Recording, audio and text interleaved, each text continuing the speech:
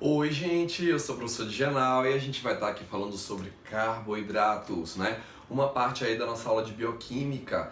E é isso, então vamos nessa.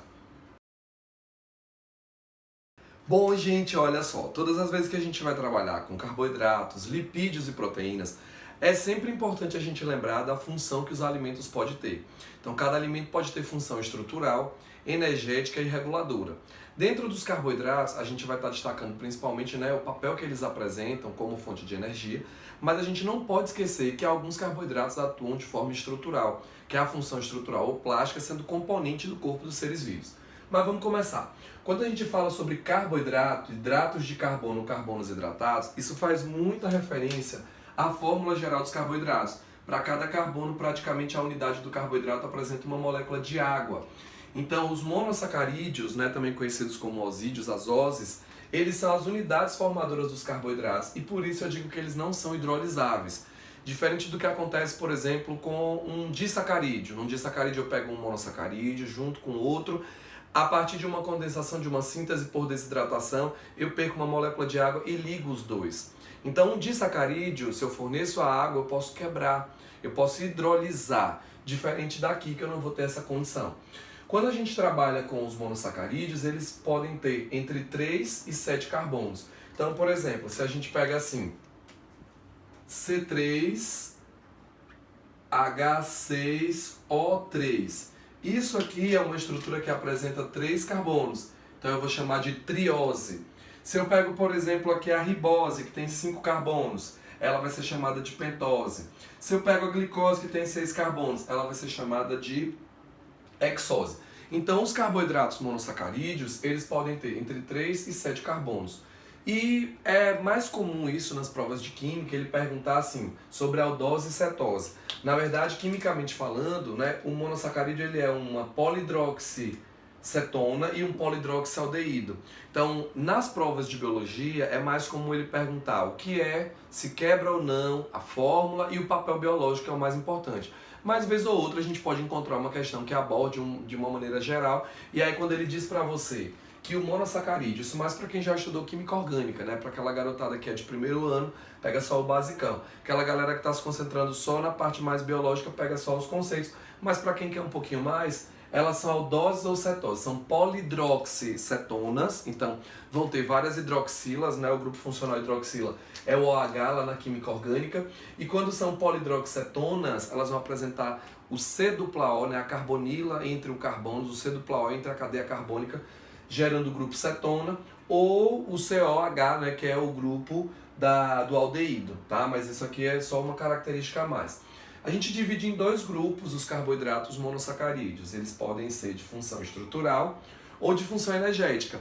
De função estrutural, a gente vai encontrar aqui C5H10O5, que é uma pentose, é a ribose, e essa ribose é aquele componente que a gente pode encontrar na molécula de RNA. No ácido ribonucleico a gente encontra a ribose, e ela vai estar sendo o açúcar, como é chamado também o carboidrato, ou a pentose lá do meu RNA. Nas moléculas de DNA, na estrutura do DNA, a gente encontra a desoxirribose. E aí, por isso que a gente chama de ácido ribonucleico, e aqui é ácido desoxirribonucleico. Percebam vocês que quando a gente trabalha aqui com C5H10O4, a gente tem uma exceção aqui, a estrutura da fórmula da regra geral aqui, da fórmula geral. Esses aqui a gente usa na construção do corpo. Diferente aqui de C6H12O6, que são hexoses, que essa é a fórmula da glicose, frutose e galactose, que tem função energética. São carboidratos que são utilizados, oxidados, quebrados, desmontados para fornecer energia para o nosso metabolismo. Vale a pena a gente destacar que quando substâncias diferentes apresentam a mesma fórmula, essas substâncias elas passam a ser chamadas de isômeros.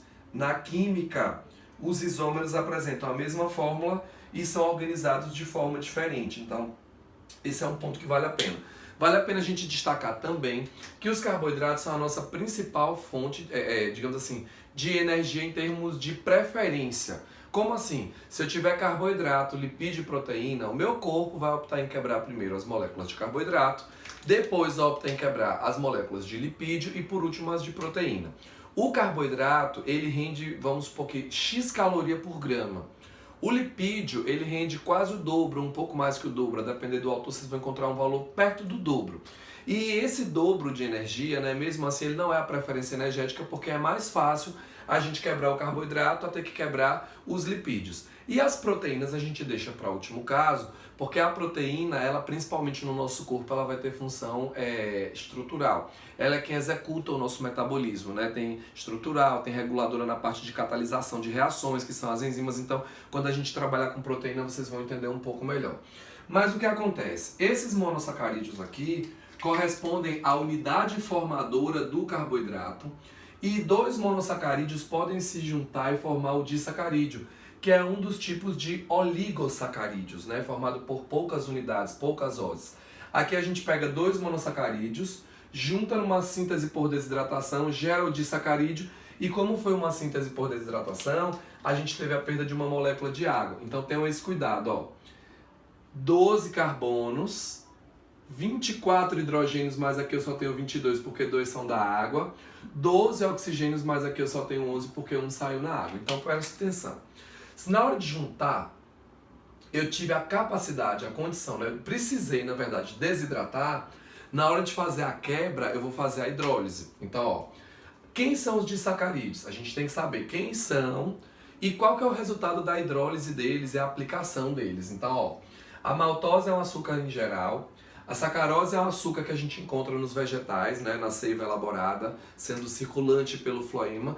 E um destaque para essa sacarose, lá quando a gente moe a cana, a gente utiliza essa sacarose tanto na produção de açúcar, quanto na produção de biocombustíveis. E a lactose, ela é o açúcar que a gente encontra no leite. No nosso intestino, esses componentes aqui, eles podem ser quebrados por enzimas como a maltase, que vai quebrar a maltose em 2 moléculas de glicose. Então percebam que a estrutura da maltose é formada por 2 glicoses. A sacarose, que é formada por uma glicose e uma frutose, né? A lactose, que é formada por glicose e galactose. Então aqui podem ser quebradas respectivamente lá no meu intestino pela maltase, pela sacarase e pela lactase, que são enzimas do suco entérico, que é o suco produzido pela própria parede do nosso intestino. E aí, por fim, a gente pega aqui os polissacarídeos. Qual é o detalhe que eu tenho que entender aqui? Quando eu trabalho com polissacarídeo, na química, eles são chamados de polímeros.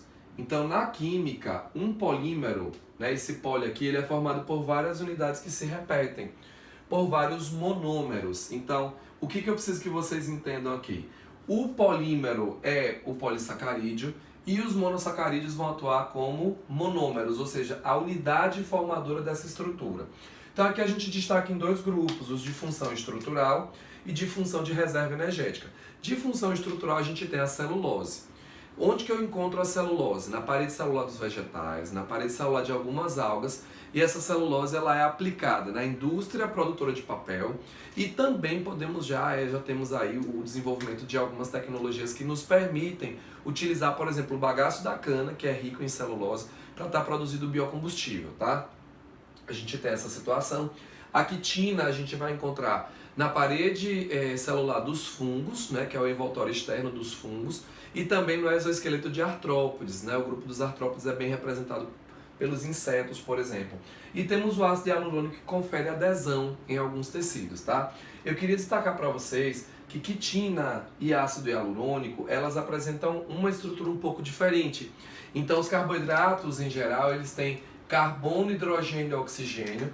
Já a quitina e o ácido hialurônico, elas são fonte de nitrogênio, tá? A gente tem aqui como carboidrato nitrogenado. Então, esses são os de função estrutural. De função energética, a gente tem o amido e o glicogênio. Vale a pena também destacar aqui para vocês o seguinte: celulose, glicogênio e amido são todos polímeros de glicose. Aí vamos ver se vocês conseguem entender como funciona essa situação de reserva energética.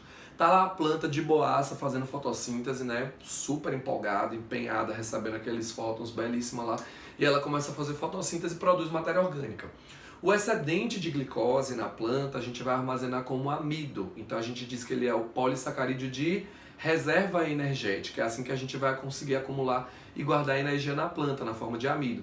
Esse amido ele fica estocado emplastos. E existe um tecido vegetal especial, que é o tecido chamado de parênquima amilífero, que é muito abundante em alguns alimentos que a gente tem, né, conteúdo de carboidrato, como por exemplo raízes tuberosas, como a mandioca, e caules do tipo tubérculo, como a batata inglesa, que é de fazer batata frita. Então eles têm muito carboidrato, porque tem muito amido. E no nosso corpo, né, enquanto animal, nós animais e os fungos armazenamos glicose sob a forma de glicogênio.